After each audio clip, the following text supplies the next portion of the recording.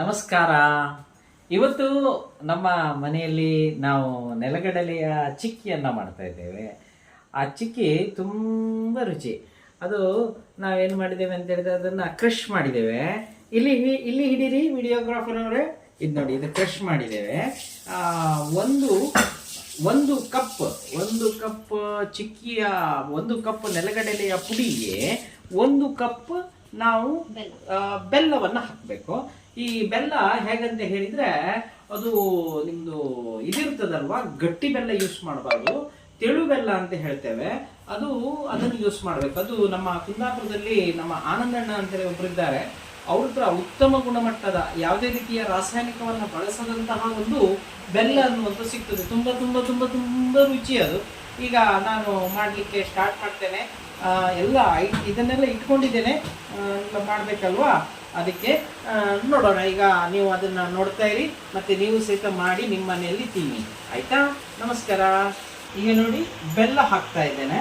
ಬೆಲ್ಲ, ಅಂಟು ಬೆಲ್ಲ, ತುಂಬ ರುಚಿ ರುಚಿಯಾದ ಬೆಲ್ಲ, ಯಾವುದೇ ರೀತಿಯ ರಾಸಾಯನಿಕವನ್ನು ಯೂಸ್ ಮಾಡದೇ ಇರುವಂತಹ ಬೆಲ್ಲ. ನೋಡಿ, ಇದನ್ನು ಕಾವಲಿಯಲ್ಲಿ ಹಾಕುವಂಥದ್ದು, ಆಯಿತಾ? ಇದನ್ನು ಕಾವಲಿಯಲ್ಲಿ ಹಾಕಿ ಅದಕ್ಕೆ ಸ್ವಲ್ಪ ತುಪ್ಪ ಹಾಕಬೇಕು, ಆಯಿತಾ? ಬನ್ನಿ. ಇದು ನೋಡಿ, ಬೆಲ್ಲವನ್ನು ಚಂದ ಮಾಡಿ ಪಾಕ ಬರುವಂಥದ್ದು ಅಂತ ಹೇಳ್ತಾರೆ, ಪಾಕ ಬರುವ ಹಾಗೆ ಮಾಡಬೇಕು. ಮತ್ತೊಂದು ವಿಷಯ ಗೊತ್ತುಂಟ ನಿಮಗೆ, ಯಾವುದೇ ಪದಾರ್ಥಗಳನ್ನು ಮಾಡುವಾಗ ದೇವರ ನಾಮಸ್ಮರಣೆಯನ್ನು ಮಾಡ್ತಾ ಮಾಡಬೇಕಂತೆ. ಆವಾಗ ಅದರ ರುಚಿ ತುಂಬ ಬಲೂ ರುಚಿ ಅಂತೆ, ಅದು ಬಲೂ ರುಚಿ. ಹಾಗೆ ಶ್ರೀರಾಮ ಜಯ ರಾಮ ಜಯ ಜಯ ರಾಮ ಅಂತೇಳಿ ಹೇಳ್ಬೋದು. ಓಂ ನಮೋ ನಾರಾಯಣಾಯ, ಓಂ ನಮೋ ಭಗವತೆ ವಾಸುದೇವಾಯ ಅಂತೇಳಿ ಹೇಳ್ಬೋದು.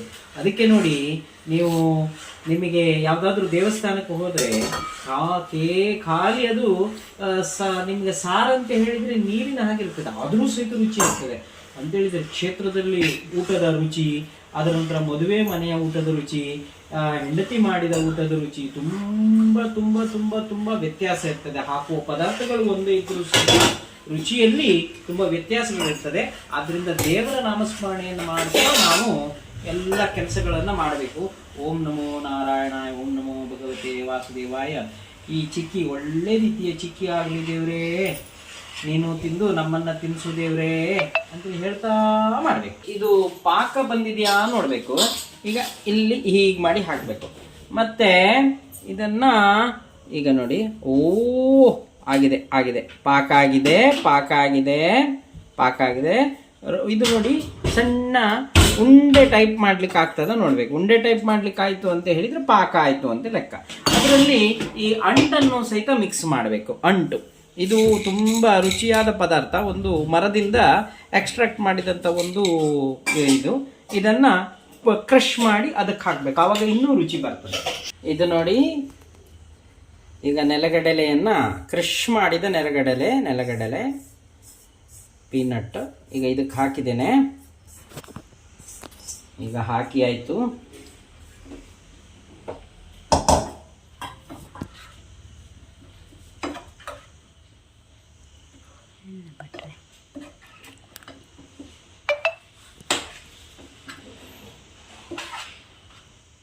ಮಸ್ತ್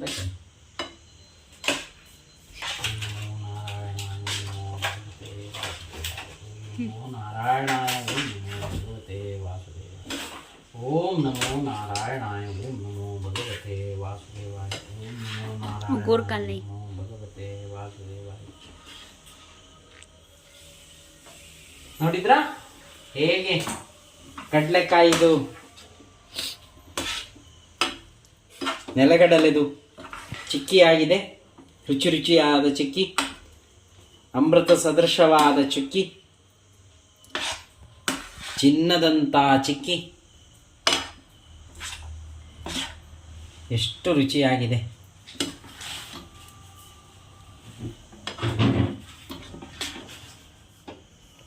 ನೋಡಿ, ನಾನೀಗ ನಿಮ್ಮ ಮುಂದೆ ಬಂದಿದ್ದೇನೆ, ಚಿಕ್ಕಿ ತಿನ್ನಿಸ್ತೇನೆ ನಿಮಗೆ.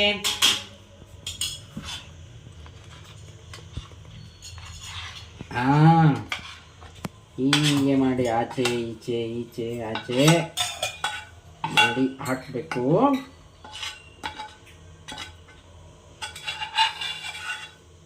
ಉತ್ತಮ ಗುಣಮಟ್ಟದ ಚಿಕ್ಕಿ.